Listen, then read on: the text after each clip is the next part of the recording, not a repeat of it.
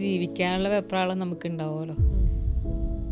ഇവർക്കൊക്കെ വേറെ വല്ല പാത്രം കഴുകാനും പോയിക്കൂടെ, അല്ലെങ്കിൽ വേറെ എന്തെങ്കിലും ഹോട്ടലോ വല്ല ഇട്ട് ജീവിച്ചൂടെ എന്നൊക്കെ അവര് പറഞ്ഞിട്ടുണ്ടായിരുന്നു. അപ്പോൾ പുള്ളി പറഞ്ഞ പോലെ എന്തെങ്കിലുമൊക്കെ ജോലി ചെയ്ത് ജീവിക്കണം. ഫസ്റ്റ് അവിടെ നിന്ന് ഇറങ്ങിയതിന് ശേഷം കുറച്ച് ദിവസം ഡെഡായിപ്പോയി. ഞാൻ 1.5 മാസത്തോളം കൗൺസിലിങ്ങും കാര്യങ്ങളൊക്കെ ആയിരുന്നു. ഏറ്റവും കൂടുതൽ പറയാണ്ടിരിക്കാൻ പറ്റില്ലാത്ത പാർക്കുട്ടിയുടെ കാര്യമാണ്. പാർക്കുട്ടിക്ക് ചേച്ചിനെ ഒരുപാട് മിസ് ചെയ്യുന്നുണ്ടാവും.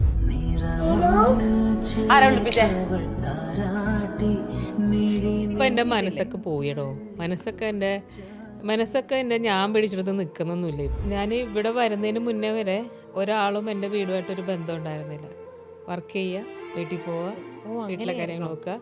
വർക്കിന് പോകുന്ന ആൾക്കാരോ വീടും തമ്മിൽ ഒരു കണക്ഷൻ ഉണ്ടായിരുന്നില്ല. എങ്കിൽ പോലും ഞാൻ ഇതിൻ്റെ പ്രശ്നം വരുമ്പോൾ എനിക്ക് BP അടിക്കും. എന്നിട്ട് പോയി ഒരു ICUവിൽ 1-2 ദിവസം മാന്യമായിട്ട് കിടന്ന് ട്രീറ്റ്മെൻറ്റും കഴിഞ്ഞ് തിരിച്ചു വരും. മക്കളൊക്കെ എന്നെ ഈ മാവേലി പറഞ്ഞ പോലെ ഇരുന്ന് എന്നെ കാണുന്ന ടൈമിൽ അമ്മ ഒന്നെന്ന് പറയും എന്തെന്ന് വെച്ചാൽ വന്നോ എന്ന് വെച്ചാൽ ഇപ്പം തന്നെ പോകുമെന്നറിയാം. ഒരു 4-5 പടം ചെയ്യാനുണ്ടായിരുന്നു. അപ്പോൾ എല്ലാത്തിൻ്റെ 2 ബാലൻസ് ഉണ്ടായിരുന്നു, നേരത്തെ ചെയ്തതിൻ്റെ ബാലൻസ്. അപ്പോൾ എനിക്ക് ഇങ്ങനത്തെ ഒരു അവസ്ഥ കൊണ്ട് അത് ചെയ്യാനും പറ്റിയില്ല. അപ്പോൾ അതുകൊണ്ട് അത് പിന്നെ തുടങ്ങി, അത് ഞാൻ ചെയ്തു തീർത്തു. പിന്നെ ഒരു 3 പടം വേറെ പുതിയത് 3 ഫിലിം ചെയ്യാനുണ്ടായിരുന്നു. അതിന് ശേഷം ആ 3 ടപ്പേന്ന് എന്ന് വെച്ചാൽ അടുപ്പിച്ച് തന്നെ ഒരു ഡേറ്റും വെച്ചു.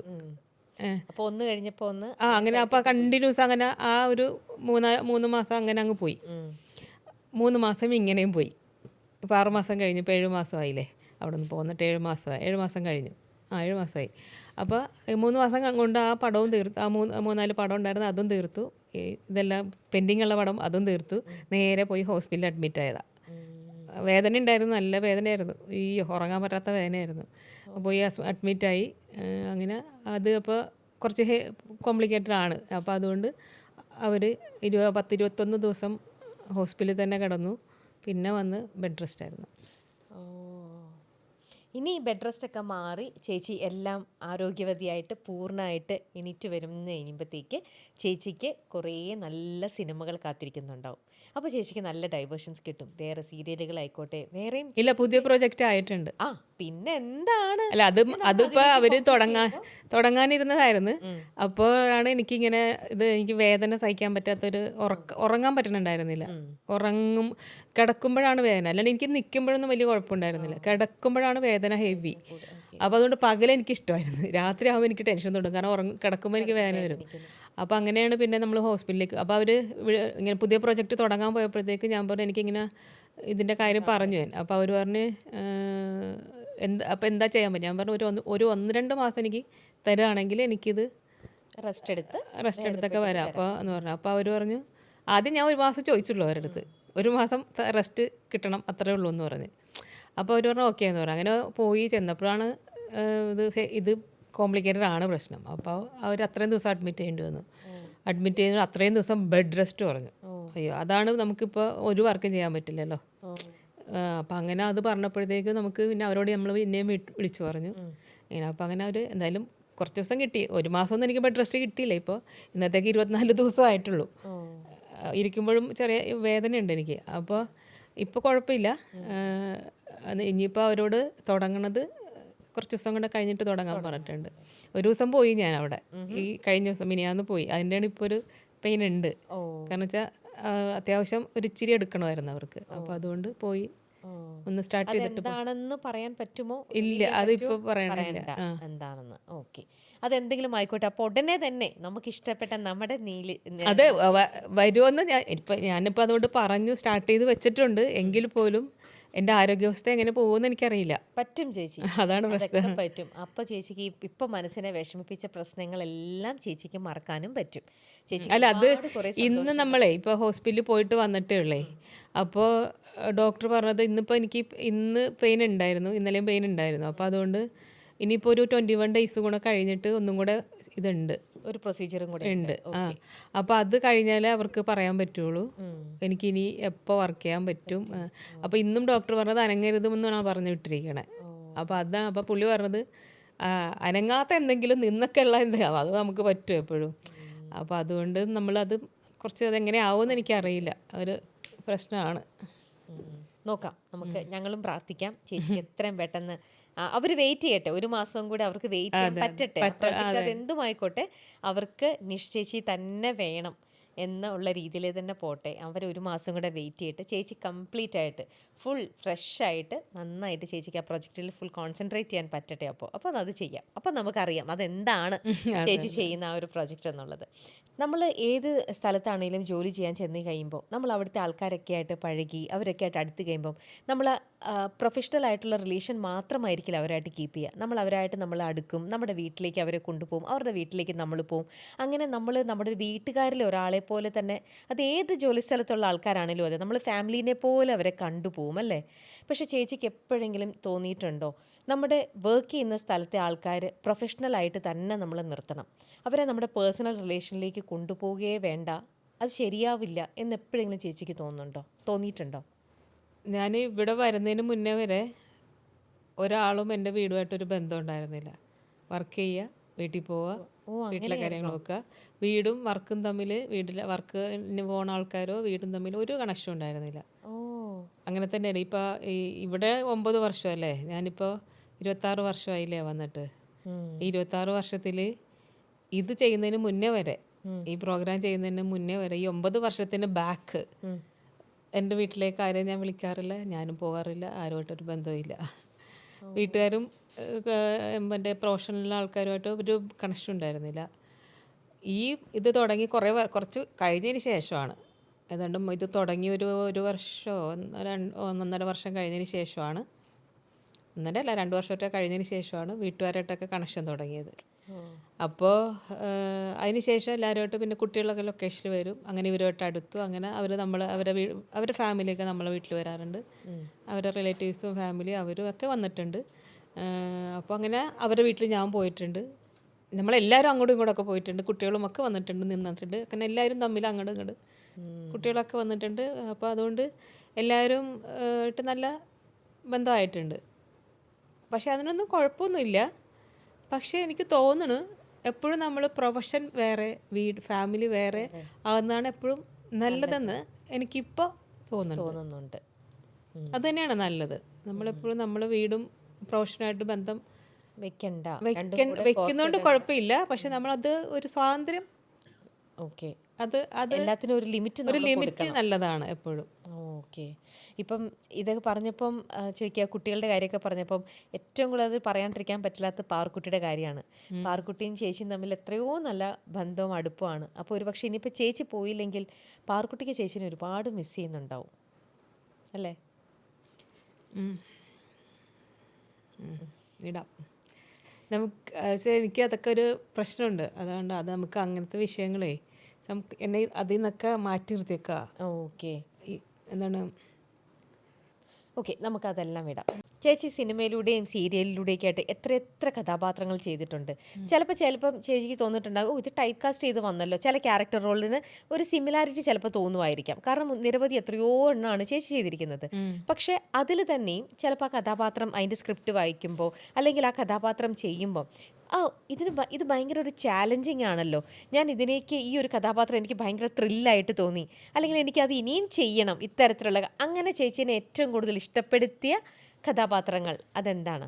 എനിക്ക് ലോനപ്പൻ്റെ മാമോദീസ ഭയങ്കര ഇഷ്ടപ്പെട്ട കഥാപാത്രമാണ്. മേപ്പടിയാൻ ഇഷ്ടപ്പെട്ട കഥാപാത്രമാണ്. പ്രകാശം പറക്കട്ടെ ഏറ്റവും ഇഷ്ടപ്പെട്ട ഒരു കഥാപാത്രങ്ങളൊന്നാണ്. കപ്പളയിലെ കഥാപാത്രം കുഴപ്പമില്ല, എന്നാലും ഇത് ഈ മറ്റുള്ള പടങ്ങൾ വെച്ച് നോക്കുമ്പോൾ ഇത് ഇപ്പോൾ പറഞ്ഞ പടങ്ങൾ നല്ലതാണ്. പിന്നെ ഒരു പഞ്ചവത്സര പദ്ധതി അടുത്ത അതൊരെണ്ണം ചെയ്തു. എല്ലാം നല്ലത് തന്നെയാണ്. എനിക്കൊണ്ട് ഡിഫറെൻ്റ് ഒരു അമ്മയായിരുന്നു ചെയ്തതൊക്കെ. ഏറ്റവും ഇഷ്ടം ഏതെന്ന് പറയാൻ പറ്റില്ല, എല്ലാം ഇഷ്ടപ്പെട്ട് ചെയ്തത്. അങ്ങനെ ഏറ്റവും ഇഷ്ടം എന്ന് പറയാൻ പറ്റുന്നത് അല്ല, എല്ലാം ഏറ്റവും ഇഷ്ടം തന്നെയായിരുന്നു.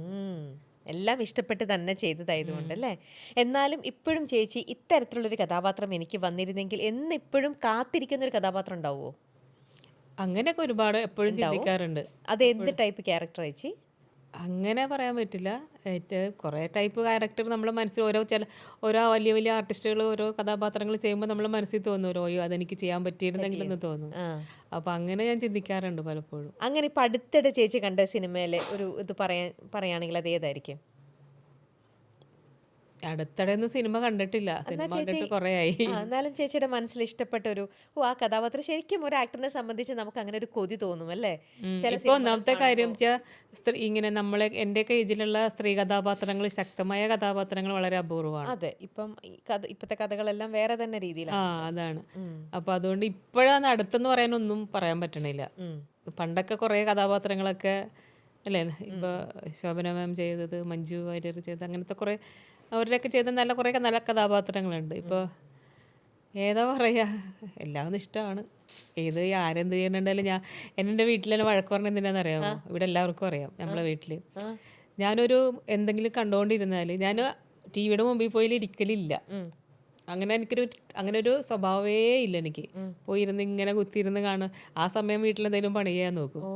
അപ്പോൾ പണ്ടൊക്കെ ഞാൻ ഇങ്ങനെ ടൈം ഇപ്പോൾ ഇത്രയും ബിസി ആകുന്നതിന് മുമ്പേ ഇങ്ങനെ ടി വിയിൽ എപ്പോഴും ഇങ്ങനെ എന്തെങ്കിലും മൂവിയോ അങ്ങനെ എന്തെങ്കിലും ഒന്നും വേണ്ട, ന്യൂസ് ആണെങ്കിലും മതി, കണ്ടിട്ടുണ്ടെങ്കിൽ ഞാൻ പിന്നെ അതിലേക്ക് അങ്ങ് പോവും.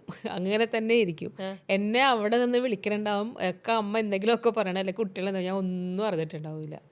ഞാൻ അവിടെ തന്നെ കിടക്കും. അടുത്ത് വന്ന് തോണ്ടിയാലൊന്നും അറിയില്ല, ഞാൻ തോണ്ടിയ പോലെ ഞാൻ അറിയില്ല. ഇങ്ങനെ തോണ്ടൂലേ, അപ്പോഴൊന്നും അറിയില്ല. അമ്മ ഒന്ന് അടിക്കുകയൊക്കെ ചെയ്തിട്ടുണ്ട്. അപ്പോഴെന്താ എന്ന് ചോദിക്കും ഞാൻ പെട്ടെന്ന്. അത്ര ശ്രദ്ധിച്ചിരിക്കും അങ്ങോട്ട്. അതെന്താ എനിക്കറിയില്ല. ഇപ്പൊ ഹോസ്പിറ്റലിൽ കിടന്നില്ലേ, ഹോസ്പിറ്റലിൽ കിടന്നിട്ട് ഈ 10-25 ദിവസവും ഞാൻ ഇതൊക്കെ തന്നെ ഇങ്ങനെ അതിൽ. അപ്പോൾ മറ്റേ അവർ മരുന്നും കൊണ്ടൊക്കെ ഇടയ്ക്ക് വരും, അത് കെട്ടാൻ ഇത് കെട്ടണം, മറ്റേ മരുന്ന് ചെയ്യണം, മറ്റേ മറിച്ച് ചെയ്യണം. അപ്പോൾ ഞാൻ കണ്ടുകൊണ്ടിരിക്കും, പറയും ബെല്ലടിച്ചെന്നൊക്കെ പറയുന്നത് ഞാൻ കേട്ടിട്ടുണ്ടാവില്ല. അവർ ബെല്ലടിച്ചാലും ഞാൻ കേട്ടിട്ടുണ്ടാവില്ല, ഡോറ് മുട്ടിയാലും ഞാൻ കേട്ടിട്ടുണ്ടാവില്ല. അപ്പോൾ എൻ്റെ കൂടെ വീട്ടിൽ നിന്ന് ആളുണ്ടല്ലോ, അപ്പോൾ അവർ പോയി ഡോറ് തുറന്ന് ഈ ഡോക്ടറോ അല്ലെങ്കിൽ സിസ്റ്ററോ എൻ്റെ അടുത്ത് വന്നിങ്ങനെ മരുന്നും കൊണ്ട് വന്ന് ഇരിക്കുമല്ലോ. അപ്പോഴാണ് ഞാൻ എന്താ അല്ല കുറേ നേരം വിളിക്കണമെന്ന് പറയും. അപ്പോൾ ഞാൻ അറിഞ്ഞിട്ടുണ്ടാവില്ല. വന്ന് അടുത്ത് ഇരിക്കുമ്പോഴായിരിക്കും എന്താണെന്ന് ചോദിക്കണത്. അറിഞ്ഞില്ല, അയ്യോ സോറി എന്ന് പറഞ്ഞ്. അപ്പോൾ എന്നുവെച്ചാൽ എനിക്ക് അത്രയും ഇതായിട്ട് ഞാൻ ഇപ്പോൾ എപ്പോഴും അതെ, പണ്ട് തൊട്ടേ ഉണ്ട് ആ സ്വഭാവം. അപ്പോൾ ചേച്ചിയുടെ പൊതുവേ ചെറുപ്പം മുതൽ ഇപ്പോൾ പഠിക്കുന്ന സമയത്താണെങ്കിലും പഠിക്കുമ്പോൾ ആ സബ്ജക്റ്റിലേക്ക് അത്രയും ഫോക്കസ്ഡ് ആയിട്ടാണോ ചേച്ചി ഇരുന്ന് പഠിക്കുക? ഞാൻ കുത്തിരുന്ന് പഠിക്കാറൊന്നുമില്ല. ഇല്ല ഇല്ല, അങ്ങനെ ഒരു സ്വഭാവമില്ല. പരീക്ഷയുടെ ഒരു കുറച്ച് ദിവസം മുന്നേ ഒന്ന് ജസ്റ്റ് പോയി വായിക്കും, അതൊക്കെ തന്നെ. പിന്നെ ക്ലാസ്സിൽ ശ്രദ്ധിക്കുമായിരുന്നു, ക്ലാസ്സിൽ ശ്രദ്ധിച്ചിരിക്കും. അതുപോലെ മാക്സിമം ഗ്രാസ്പ് ചെയ്യാൻ നോക്കും. അതാണ്. അപ്പൊ ഞാനിങ്ങനെ എന്ത് പറയുമ്പോഴും എനിക്ക് ഇങ്ങനെ പിക്ചറൈസ് ചെയ്ത് കേൾക്കുന്നതാണ് കൂടുതൽ ഇഷ്ടം. നമ്മൾ കാണുമ്പോഴാണെങ്കിലും അതിലേക്ക് നമ്മൾ ഇറങ്ങി ചെല്ലൂലേ, ഇല്ലേ? എല്ലാവരും അങ്ങനെ ആയിരിക്കും എന്ന് തോന്നുന്നു. നമ്മളങ്ങനെ അത് കാണുമ്പോൾ നമ്മൾ അതിലേക്ക് ഇങ്ങനെ നിൽക്കുമല്ലോ. അതേപോലെ തന്നെ ഒരു കാര്യം എന്തെങ്കിലും പറയുമ്പോഴും അതിന്റെ പിക്ചർ ഇങ്ങനെ കാണും. അപ്പൊ നമുക്ക് കുറച്ചത് മനസ്സിൽ പതിയും ഇപ്പോൾ, ഇല്ലേ? അപ്പൊ അതുകൊണ്ട് എനിക്കറിയില്ല, ചിലരൊക്കെ ഇങ്ങനെ ആയിരിക്കുള്ളൂ, ചിലരൊക്കെ വേറെ ടൈപ്പ് ആയിരിക്കും. അപ്പൊ ചേച്ചിക്ക് പൊതുവെ നമ്മൾ ലേഡീസിനെ കുറിച്ച് പറയുന്നത്, നമ്മൾ ലേഡീസിന് നമുക്ക് മൾട്ടി ടാസ്കിങ് എല്ലാം പറ്റുമെന്നാണ്, കമ്പാരിറ്റീവ്ലി ആണുങ്ങളെക്കാട്ടിലും. അത് ദൈവസൃഷ്ടിയുടെ ഇതൊരിതാണ്. നമ്മളാണ് ഒരേ സമയത്ത് പല കാര്യങ്ങളും നമ്മൾ സ്ത്രീകൾക്ക് ചെയ്യാൻ കേപ്പബിൾ ആണ്. അപ്പൊ ചേച്ചിയെ സംബന്ധിച്ച് എന്നാൽ ചുരുക്കം ചില സ്ത്രീകൾക്ക് അത് പറ്റാതെയും വരുന്നുണ്ട്. ചേച്ചിക്ക് അപ്പൊ ഒരേ സമയത്ത് ഇതുപോലെ മൾട്ടി ടാസ്കിങ് ചെയ്യാൻ ബുദ്ധിമുട്ടുള്ള ഒരാളാണോ? വീട്ടുജോലികളൊക്കെ ചെയ്യും അങ്ങനെ വീട്ടു ജോലി, അതേസമയം പ്രൊഫഷണൽ ആയിട്ട് വേറെ ജോലി, കുട്ടികളുടെ കാര്യം, അതേസമയം വേറെ എന്തെങ്കിലും ഒരു പഠിക്കാട്ടെ, അല്ലെങ്കിൽ അങ്ങനെ പല ഒരേ സമയത്ത്. ഞാൻ അങ്ങനെ ഇല്ലില്ല. ഞാൻ ഇപ്പൊ വീട്ടുജോലി എന്താണോ ചെയ്യണത് അതിൽ ശ്രദ്ധിച്ചാൽ അതങ്ങ് ചെയ്യും. അതിൽ ശ്രദ്ധിച്ചാൽ അതങ്ങ് ശ്രദ്ധിക്കും. വേറെ എന്തെങ്കിലുമൊക്കെ പറഞ്ഞാൽ ഞാൻ കേട്ടൊന്നും ഉണ്ടാവില്ല. ഇപ്പൊ എന്തെങ്കിലും ചെയ്തുകൊണ്ടിരിക്കുകയാണ്, എന്നോട് അവിടെ തിന്നിട്ട് അത് ചെയ്തൊക്കെ ഞാൻ പറഞ്ഞാൽ മൂളിയിട്ടുണ്ടാവും, ഞാൻ കേട്ടിട്ടുണ്ടാവില്ല. പക്ഷെ അതെനിക്ക് എന്തോ എനിക്കറിയില്ല, അങ്ങനെ ഒരു ഇതുണ്ട്, അറിയില്ല എന്താണെന്ന്. അപ്പോൾ ഇങ്ങനെ ചേച്ചി എന്നെ സർപ്രൈസ് ചെയ്യിപ്പിക്കുന്നത്. ഇപ്പം ഇങ്ങനെ ഒരു ഇതാണ്, ഒരേ സമയത്ത് ഒരു കാര്യത്തിൽ മാത്രമേ ഫോക്കസ് ചെയ്യാൻ പറ്റുള്ളെങ്കിൽ ഒരേ സമയത്ത് 9 സിനിമകൾ ചേച്ചി ചെയ്തിട്ടുണ്ട്. ഞാൻ കേട്ടിട്ടുണ്ട്. 9 സീരിയലുകളാണല്ലേ ഒരുമിച്ച് ഒരേ സമയത്ത് ചേച്ചി ചെയ്തു. രാത്രി 2 മണിക്കും ഒരു സെറ്റിൽ പോയി ചെയ്തു, അവിടുന്ന് വരുന്നു. അപ്പൊ അതൊക്കെ എത്ര കഷ്ടപ്പെട്ടിട്ട് ചേച്ചി ഇങ്ങനെ പല 9 സീരിയലുകളും 9 കഥാപാത്രങ്ങളല്ലേ? അല്ല, 9 കഥാപാത്രങ്ങളാണ്. പക്ഷേ നമ്മളത് പല ദിവസങ്ങളിലായിട്ടല്ലേ ചെയ്യണേ. അതൊന്നും പ്രശ്നമില്ല, ഞാൻ പ്രസന്റ് ഉണ്ട് അവിടെ. ഓക്കെ, പ്രസന്റ് ഉണ്ട്. ആ ചെയ്തുകൊണ്ടിരിക്കുന്ന അടുത്തുനിന്ന് വേറെ എന്തെങ്കിലും പറഞ്ഞ് ഞാൻ അറിഞ്ഞിട്ടുണ്ടാവില്ല. പ്രസന്റിൽ ഞാനുണ്ട്. ഓക്കെ. ഞാൻ എന്താണോ ചെയ്യണത് അതിൽ ഞാൻ 100% ഉണ്ട്. പക്ഷെ അതിൻ്റെ അടുത്ത് നിന്ന് ആരെങ്കിലും എന്തെങ്കിലും പറഞ്ഞാലൊന്നും ഞാനത് ശ്രദ്ധിക്കണേ ഉണ്ടാവില്ല. അത് പലപ്പോഴും അപകടവും പറ്റിയിട്ടുണ്ട്. അതിന് നമുക്ക് പലപ്പോഴും ചില ആൾക്കാർ എന്തെങ്കിലും സീരിയസ് ആയിട്ട് പറഞ്ഞിട്ട് പോയിട്ടുണ്ടാവും, നമ്മൾ അറിഞ്ഞിട്ടുണ്ടാവില്ല. അപ്പോൾ അവർ വിചാരിക്കണത് തന്നെ നമുക്ക് അഹങ്കാരമാണ്, അല്ലെങ്കിൽ നമ്മളത് മൈൻഡ് ചെയ്തില്ല. ചേച്ചിക്ക് അനുഭവം ഉണ്ടായിട്ടുണ്ടാവണം അല്ലേ? ഞാൻ കേട്ടിട്ടുണ്ടാവില്ല, അത് ഓ. ശ്രദ്ധിക്കുന്നുണ്ടാവില്ല എപ്പോഴും. കാരണം വെച്ചാൽ ഇപ്പം ഞാൻ പറയട്ടെ, ഇപ്പം ഡ്രൈവ് ചെയ്യാണ് ഞാൻ അതിൽ എങ്ങനെയൊക്കെ കോൺസെൻട്രേറ്റ് ചെയ്ത് ഡ്രൈവ് ചെയ്യും. കാരണം എനിക്ക് അപ്പോൾ അവിടെ ഇരുന്നിട്ട് വണ്ടിയിലിരുന്നിട്ട് ഇവരൊക്കെ എന്തെങ്കിലും പറഞ്ഞാൽ ഞാനത് മൈൻഡ് ചെയ്യില്ല. കാരണം എനിക്ക് ആ ഡ്രൈവിങ്ങിൽ തന്നെ നമ്മൾ ചിലപ്പോൾ അത് നല്ലതാണത്, എനിക്ക് തോന്നുന്നത് ഡ്രൈവിങ്ങിൽ അത് നല്ലതാണ് അല്ലേ? അതെ, ഡ്രൈവിങ്ങിൽ ചില സമയത്ത് അത് നല്ലതാണ്, എന്നാൽ ചില സമയത്ത് അത് ഒരു ഇതുമാണ്. ഇങ്ങനെയുള്ള കാര്യങ്ങളിൽ നല്ലതാണ്, പക്ഷെ ചില കാര്യങ്ങളിൽ അത് ഭയങ്കര പ്രശ്നമായിട്ട് വരും. അപ്പൊ ഈ ഒരു സമയത്ത് ഇത്രയും സീരിയലുകൾ കമ്മിറ്റ് ചെയ്യാന്ന് പറയണത്, ഇപ്പൊ നമ്മളിപ്പോ ഒരു കാര്യം കൂടി പറയാം. നമ്മളിപ്പോ ഒരു സ്ഥലത്തിരുന്ന് ഇപ്പൊ വർക്ക് ചെയ്യണം, ആരെങ്കിലും ഒക്കെ അവിടെ നിന്ന് എന്തെങ്കിലുമൊക്കെ പറയണ്ടാവും ഇല്ലേ, എന്തെങ്കിലുമൊക്കെ കാര്യങ്ങൾ. പക്ഷെ ഞാൻ ശ്രദ്ധിച്ചിട്ടുണ്ടാവൂല, എല്ലാ കാര്യവും അവസാനമായിരിക്കും ഞാൻ അറിയണത്. കാരണം വെച്ചാൽ ചില ആൾക്കാരുണ്ട് ഇവിടെ ഇരുന്ന് പഠിക്കുകയോ എഴുതുമായിരിക്കും, ചെവി അപ്പുറമായിരിക്കും അവിടെ സംസാരിക്കുന്നത്. ഇപ്പത്തെ കുട്ടികൾ എങ്ങനെയാ, ഒരു ഇംഗ്ലീഷ് പാട്ടും കേട്ട് പാട്ട് കേൾക്കും, പാട്ട് കേട്ടോണ്ടാണ് നോട്ട്സ് എഴുതുന്നതും കാര്യങ്ങൾ ചെയ്യുന്നതും ഒക്കെ ചെയ്യുന്നത്. അങ്ങനെയാണ് ഇപ്പത്തെ ചില കുട്ടികളൊക്കെ പാട്ടും കേട്ടിട്ട് പഠിക്കുന്ന കുട്ടികളുണ്ട്. അതുണ്ട്. എന്റെ ഇളയ മോള് പാട്ടും കേട്ടോണ്ടാ പഠിക്കണം. കണ്ടാ, അവളെ പാട്ട് കേട്ടോണ്ടാ പഠിക്കണേ. ഞാൻ പക്ഷെ അങ്ങനെയില്ല, എനിക്ക് ചെയ്യണ എന്താണോ അത് മാത്രമാണ് ചെയ്യണുള്ളൂ. പിന്നെ പറ്റും എന്താന്ന് വെച്ചാൽ ഇപ്പൊ ഒരു ഫോൺ വന്നു, അപ്പൊ ഫോൺ ഇങ്ങനെ നമ്മള് സംസാരിച്ചോണ്ടിരിക്കണു, അപ്പൊ അതിന്റെ കൂടെ എന്തെങ്കിലും ജോലി ചെയ്യാൻ പറ്റും. ജോലി അങ്ങനെയൊക്കെ പറ്റിയിട്ടുണ്ട്. പക്ഷെ എന്നാലും അപ്പൊ നമ്മൾ പറയുന്നതിൽ ചിലപ്പോ ഇത് മിസ്റ്റേക്ക് ഉണ്ടാവും, കൈമുറിയും, ചിലപ്പോ ഇങ്ങോട്ട് ശ്രദ്ധിച്ചാൽ കൈമുറി, അത് അവർക്ക് മനസ്സിലാവുകയും ചെയ്യും. വേറെ എന്തെങ്കിലും ചെയ്തോണ്ടിരിക്കുകയാണ്, അത് കഴിഞ്ഞിട്ട് എന്നെ അറിയുന്നവർക്ക് അതറിയാം, മനസ്സിലാവും അത്. ഓക്കെ. അപ്പൊ അങ്ങനെയൊക്കെ ഉള്ളപ്പോൾ ചേച്ചി 9 സീരിയലുകൾ ചെയ്യാന്നൊക്കെ പറഞ്ഞത്, അതും വളരെ ചുരുക്കം ആക്ടേഴ്സിന് കിട്ടുന്ന ഭാഗ്യമാണ്. അറ്റ് എ ടൈം ഇത്ര സീരിയൽസ് അല്ലെങ്കിൽ സിനിമകൾ ഇങ്ങനെയൊക്കെ ചെയ്യാൻ പറ്റാന്ന് പറയണത്. 9 സീരിയൽ ചെയ്യണ്ടായിരുന്നു, അതിനൊപ്പം തന്നെ സിനിമയും ചെയ്തോണ്ടിരിക്കും. ഇതൊക്കെ എങ്ങനെ ഡേറ്റ് പ്രശ്നവും എല്ലാം കൂടി ഒരിടത്ത് ഇതാവും. ശരിയാ, ഡേറ്റ് പ്രശ്നമായിട്ട് പിന്നെ അവസാനം BP അടിച്ച് ഹോസ്പിറ്റലിൽ പോയി, ഒരു കിട്ടിയ പൈസ കുറെ പൈസ ഹോസ്പിറ്റലിൽ ഒറ്റടിക്ക് കൊടുത്തോട്ട് പോരും. ICUലൊക്കെ ആയിട്ടുണ്ട്. BP അടിച്ച് 2 ഡേറ്റ് കൊടുക്കാൻ ഡേറ്റിന്റെ പ്രശ്നം, ഇത് കൺഫ്യൂഷൻ ആയിട്ട് അവസാനം ഒരാൾക്കും ഡേറ്റ് കൊടുക്കാൻ പറ്റൂല. അവസാനം സീരിയലാണ് സംഭവം എങ്കിൽ പോലും സിനിമയാണെങ്കിൽ ഒന്നും പറ്റില്ല, കാരണം അവർ വലിയ വലിയ ആർട്ടിസ്റ്റുകളുടെ ഡേറ്റിലായിരിക്കുമല്ലോ അത് ഫിക്സ് ചെയ്തത്. സീരിയലിൽ പിന്നെ എന്തെങ്കിലുമൊക്കെ ചെയ്യാൻ പറ്റും. അപ്പോൾ എങ്കിൽ പോലും അവർക്ക് കഥ മാറ്റിയൊക്കെ എഴുതാൻ പറ്റും. അതുകൊണ്ട് ഞാൻ പറഞ്ഞത് സീരിയലാണ് സംഭവം. സീരിയലാകുമ്പോൾ നമുക്ക് ഇപ്പോൾ ഒരാൾക്ക് എന്തെങ്കിലും പറ്റിയാൽ അപ്പുറത്ത് മാറ്റി എഴുതി വേറെ എന്തെങ്കിലുമൊക്കെ കൊണ്ടുപോകാം. എങ്കിൽ പോലും ഞാൻ ഇതിൻ്റെ പ്രശ്നം വരുമ്പോൾ എനിക്ക് BP അടിക്കും. എന്നിട്ട് പോയി ഒരു ICUല് 1-2 ദിവസം മാന്യമായിട്ട് കിടന്ന് ട്രീറ്റ്മെൻറ്റും കഴിഞ്ഞ് തിരിച്ചു വരും. അങ്ങനെ എത്ര തവണ പോയി ഹോസ്പിറ്റലിൽ? MAJ ഹോസ്പിറ്റലിൽ 2 പ്രാവശ്യം പോയിട്ടുണ്ട്. മെഡിക്കൽ ട്രസ്റ്റിൽ മെഡിക്കൽ സെൻറ്ററിൽ 2-3 പ്രാവശ്യം പോയിട്ടുണ്ട്. അങ്ങനെ പിന്നെ വേറെ തിരുവനന്തപുരത്തൊക്കെ പോയിട്ടുണ്ട്. അതുപോലെ പലപ്പോഴും പോയിട്ടുണ്ട്. പക്ഷെ എന്നാലും വീണ്ടും അടുത്ത സീരിയൽ വരുമ്പോഴും വീണ്ടും ഡേറ്റ് കൊടുക്കും. കാരണം ഒരു വർക്കും വീടില്ലായിരുന്നു. കാരണം എനിക്ക് വീട് വെക്കണ വീടിന്റെ പണി അടക്കായിരുന്നേ. അത് ഞാൻ കേട്ടിട്ടുണ്ട്. ചേച്ചിക്ക് വലിയൊരു സ്വപ്നമായിരുന്നു സ്വന്തമായിട്ടൊരു ഈ വീട് പണി നടക്കുന്ന സമയത്താണ് ഇതെല്ലാം ചെയ്തത് കേട്ടോ. അതിന് മുന്നേ ഒന്നും അങ്ങനെ ഞാനത് ഭഗവാന്റെ അനുഗ്രഹമായിട്ടേ കണ്ടിട്ടുള്ളൂ. ആ ടൈമിൽ എനിക്ക് അത്രയും സീരിയൽ വന്നത് എനിക്ക് അതുകൊണ്ട് ആ പണി എനിക്ക് വലിയ കടമൊന്നും ഇല്ലാണ്ട് വീട് വെക്കാൻ പറ്റും. ചേച്ചിയുടെ പ്രാർത്ഥന, ചേച്ചി വലിയൊരു റിലീജിയസ് ആയിട്ടുള്ള ഒരാളാണ്. ചേച്ചിയുടെ കൃഷ്ണ ഭഗവാനെ ചേച്ചി എപ്പോഴും പ്രാർത്ഥിക്കുമ്പോൾ ദൈവം അവിടുന്ന് വിളി കേട്ടപ്പോൾ ചേച്ചിക്ക് അതിനുള്ള ആരോഗ്യമുണ്ട്. അപ്പോൾ ഒരുമിച്ച് കുറേ വർക്കുകൾ ചേച്ചിക്ക് തന്നതാണ് വീടെന്ന് പറഞ്ഞ് സ്വപ്നം റെഡിയാക്കാൻ വേണ്ടിയിട്ട്. സത്യം. അത് ഇത്രയധികം വർക്കുകൾ ഒരുമിച്ച് ചെയ്തപ്പോൾ എവിടേക്കോ ചേച്ചി അങ്ങനത്തെ ഒരു ക്യാരക്ടർ അല്ലാത്തതുകൊണ്ട് അത് ബാലൻസ് ചെയ്യാൻ പറ്റാതെ ഇടയ്ക്കൊന്ന് വന്നതാണ് BP ഒക്കെ കൂടാനുള്ള കാരണം. പക്ഷെ എന്നാലും അങ്ങനെയൊക്കെ വർക്ക് ചെയ്തതുകൊണ്ട് ചേച്ചിക്ക് സ്വന്തമായിട്ട് ഇഷ്ടപ്പെട്ട പോലെ ഒരു വീട് വെക്കാൻ പറ്റും. ഞാൻ റെസ്റ്റ് എടുക്കൂലായിരുന്നു ആ ടൈമിൽ. വീട്ടിൽ മക്കളൊക്കെ എന്നെ ഈ മാവേലി പറഞ്ഞ പോലെ ആയിരുന്നു എന്നെ കാണുന്ന ആ ടൈമില്. അമ്മ ഒന്നെന്ന് പറയാം എന്താന്ന് വെച്ചാല് എന്ന് വെച്ചാൽ ഇപ്പൊ തന്നെ പോകുമെന്നറിയാം. വന്ന് കയറി പെട്ടിയും പാക്ക് ചെയ്ത് അടുത്ത സെറ്റിൽ പോകുമെന്നറിയാം. അപ്പൊ അത് കുറച്ച് വർഷം അങ്ങനെ ഉണ്ടായിട്ടുള്ളൂ കേട്ടോ. ആ വീട് പണി തീർക്കണമല്ലോ അങ്ങനെയല്ലോ. അപ്പൊ അതുകൊണ്ട് ഞാൻ കുറച്ച് വർഷം അങ്ങനെ ചെയ്തു. അതിന് വേണ്ടിയിട്ട്. പക്ഷെ ഈ ഷൂട്ടും കാര്യങ്ങളും എല്ലാം അപ്പൊ ചേച്ചിക്ക് തിരുവനന്തപുരത്ത് തന്നെയായിരുന്നോ? കൂടുതലും തിരുവനന്തപുരം തന്നെയായിരുന്നു. അപ്പൊ ആ യാത്രയും കൂടെ വരുമായിരുന്നു എറണാകുളത്ത് നിന്ന്? പിന്നെ ഉണ്ടായിരുന്നു ഒരു സീരിയൽ വടകര ഉണ്ടായിരുന്നു. പിന്നെ 2 സീരിയൽ ഒന്നോ രണ്ടോ സീരിയൽ ചാലക്കുടിയിൽ ഉണ്ടായിരുന്നു. പിന്നെ എറണാകുളത്ത് പറഞ്ഞുണ്ടായിരുന്നു. വടകര, ചാലക്കുടി, എറണാകുളം, തിരുവനന്തപുരം. ഇങ്ങനെയുള്ള യാത്രയും ഓരോരോ സെറ്റും. അതാ. പക്ഷെ അന്ന് വെച്ചാൽ നമുക്ക് നല്ല ആരോഗ്യമുള്ള ഒരു ഏജ് അല്ലേ. ഇതെല്ലാം പറ്റുമായിരുന്നു. ഇപ്പൊ പറ്റൂല. ഇപ്പൊ പറ്റില്ല തോന്നുന്നല്ലേ ചേച്ചി? ഒരേ സമയത്ത് ചേച്ചിക്ക് ഇഷ്ടപ്പെട്ട പോലത്തെ 2-3 കഥാപാത്രങ്ങൾ വരുവാണെങ്കിൽ തീർച്ചയായിട്ടും ചേച്ചിക്ക് ചെയ്യാൻ തോന്നും. ചേച്ചി ചെയ്യും. ഇപ്പൊ എന്റെ മനസ്സൊക്കെ പോയടോ.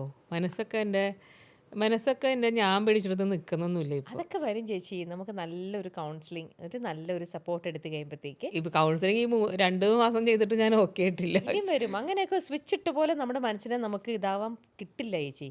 നമ്മൾ അതിന് വേണ്ടിയിട്ട് ഫോക്കസ് ചെയ്യുക. കുറച്ച് സമയം നമ്മൾ അതിന് വേണ്ടിയിട്ട് ഡെഡിക്കേറ്റ് ചെയ്ത് കഴിയുമ്പോൾ തീർച്ചയായിട്ടും ഇറ്റ് വിൽ വർക്ക്. അതിൽ മാജിക്കലായിട്ടുള്ള സംഭവങ്ങളാണ് നമുക്ക് കിട്ടുക. നമുക്കെല്ലാം പറ്റും. നമ്മൾ അതിന് വേണ്ടിയിട്ട് കുറച്ച് സമയം ഇന്ന് തന്നെ പോയിട്ട് അടുത്ത ആഴ്ച എനിക്ക് റിസൾട്ട് വേണമെന്ന് പറഞ്ഞ് പ്രതീക്ഷിച്ചിട്ടായിരിക്കരുത് പോകുന്നത്.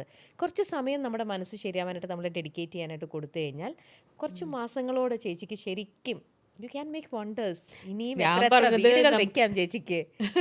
അല്ല, ഞാൻ പറഞ്ഞത് വേറെ എന്തെങ്കിലും ജോലി ചെയ്യാം, നമുക്ക് എന്തെങ്കിലും ബിസിനസ് തുടങ്ങാം, അങ്ങനെയൊക്കെയാണ് ഞാൻ പ്ലാൻ ചെയ്തത്. ചേച്ചി കുറെ ചെയ്തിട്ടുണ്ടല്ലോ റിയൽ എസ്റ്റേറ്റിന്റെ. കുക്കറി വെയറോ?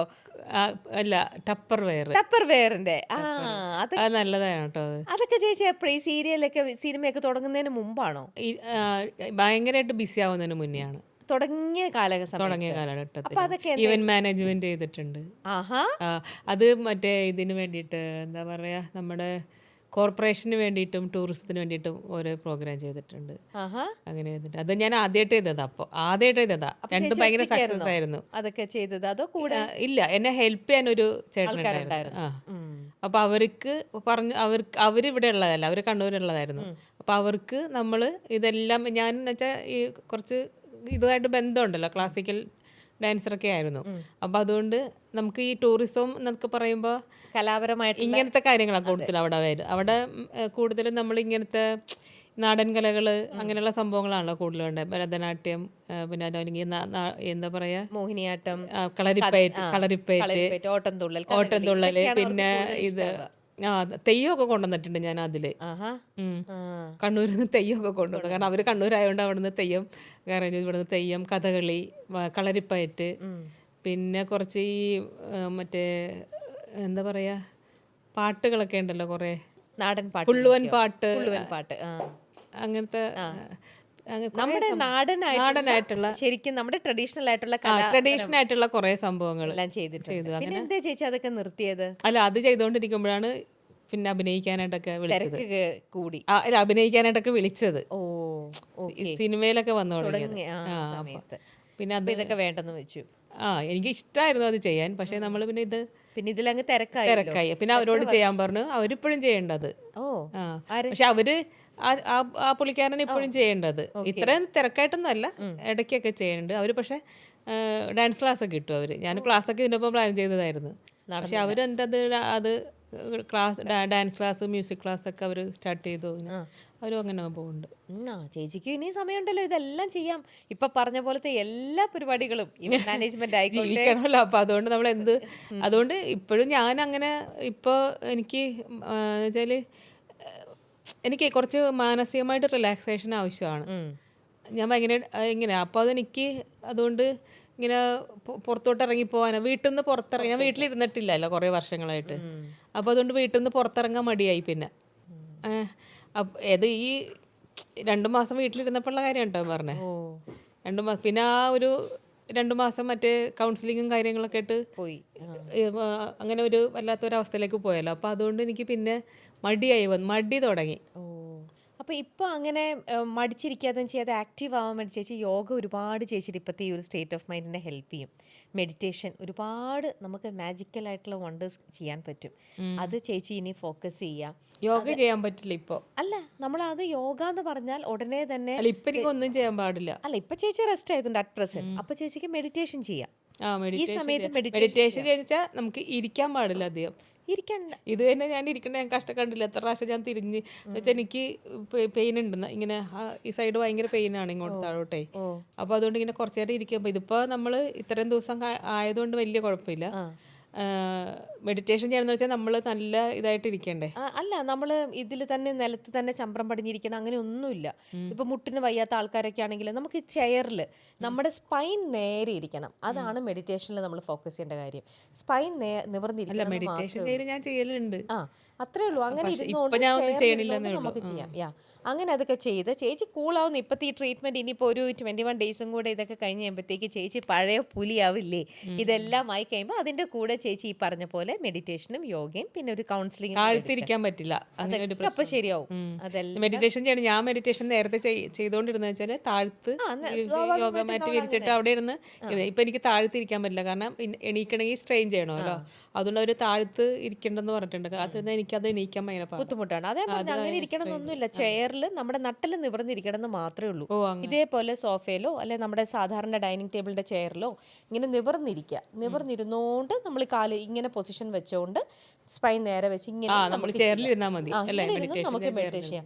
അതിലൊക്കെ നമ്മുടെ മനസ്സിനെ കൺട്രോൾ ചെയ്യാൻ നമുക്ക് ഭയങ്കരമായിട്ടും പറ്റും, നന്നായിട്ട്. പക്ഷെ ഉള്ളി റെഗുലർ ആയിട്ട് നമ്മളത് ചെയ്യണമെന്നേ ഉള്ളൂ. നമ്മളിപ്പോ എവിടെ ഇരുന്നാലും മെഡിറ്റേഷൻ ചെയ്യാം അല്ലേ? അതെ, എവിടെ ഇരുന്നാലും ചെയ്യാം. ഇപ്പൊ നമ്മളിപ്പോ ചിലപ്പോഴൊക്കെ ഞാനത് ശരിയാണ് കേട്ടോ. അപ്പൊ ഇനി ഈ ചേച്ചി ഇപ്പൊ പല രീതിയിലുള്ള ചെയ്തു എന്ന് പറഞ്ഞല്ലോ. റിയൽ എസ്റ്റേറ്റും മറ്റേ എന്താ ടപ്പർവെയറിന്റെ കാര്യങ്ങളും ഇതെല്ലാം പലതും ചേച്ചി ചെയ്തു എന്ന് പറഞ്ഞു. ഇതിലൊക്കെ ചേച്ചിക്ക് ഏറ്റവും കൂടുതൽ നല്ല ഇൻട്രസ്റ്റിംഗ്, നല്ല ചുടിച്ചടിയായിട്ട് ഇൻട്രസ്റ്റിങ്ങോടെ ചെയ്തതിൽ ഏത് ബിസിനസ്സും കാര്യങ്ങളും ഒക്കെ ആയിരുന്നു? ഈ സ്ഥലക്കച്ചവടം അത്ര ഈസിയാണോ ചേച്ചി? സ്ഥലക്കച്ചവടം അങ്ങനെയൊന്നുമല്ല, കൺസൾട്ടന്റ് ആയിട്ടാ കൂടുതൽ നിൽക്കണേ ഞാൻ.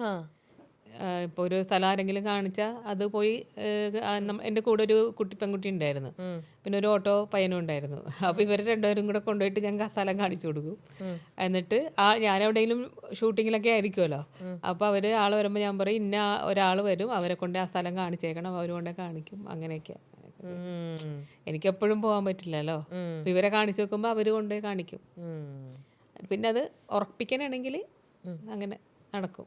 അങ്ങനെ ഞാൻ കണ്ട സ്ഥലമാണ് ഞാൻ പിന്നെ മേടിച്ചത്. ചേച്ചി വാങ്ങിയ ആ വീട് വെച്ച സ്ഥലം. ഓ, അതല്ലേ ഞങ്ങളന്ന് വന്നേ അവിടെ. ഓക്കെ. അപ്പൊ ആ സമയത്ത് ചേച്ചി ഒരേ സമയത്ത് 9 സീരിയലുകളൊക്കെ അഭിനയിച്ചിട്ടാണ് വീട് വെച്ചത്. അതിൽ ഒരു സീരിയലിൽ ചേച്ചി അഭിനയിച്ചപ്പോ എന്തോ ഐസിൽ എന്തോ കിടന്നിട്ട് അഭിനയിച്ചു, അങ്ങനെയൊക്കെ കേട്ടിട്ടുണ്ട്. അത് മറ്റേ AR പ്രൊഡക്ഷൻസിന്റെ ഒരു സീരിയല്. അതിനകത്ത് ഐസിന്റെ പുറത്തൊക്കെ കിടന്നിട്ട്, അന്നൊക്കെ ചെറുപ്പാണ്, ഇന്നാണെ പറ്റില്ല, ചത്തുവും. എന്നാൽ അത് ചേച്ചിക്ക് ഇതെങ്ങനെ ഞാൻ ഐസിന്റെ മേളിലൊക്കെ കിടക്കും, അതൊക്കെ അന്നൊരു ത്രില്ലായിരുന്നു. പക്ഷെ എനിക്ക് ആ ഐസ് ഇങ്ങനെ അപ്പൊ എന്നോട് പറഞ്ഞിരുന്നു ഐസിന്റെ മുകളിൽ കിടത്തിയിട്ടാണ് എന്നെ ഇങ്ങനെ കൊല്ലാൻ നോക്കണതൊക്കെയാണ്. അപ്പൊ അതിന്റെ പുറത്ത് കാണും. അപ്പൊ എനിക്ക് ഐസിന് പുറത്തൊന്ന് കിടക്കണം എന്നായിരുന്നു, എങ്ങനെ ഉണ്ടെന്ന് അറിയാൻ വേണ്ടിയിട്ടുള്ള.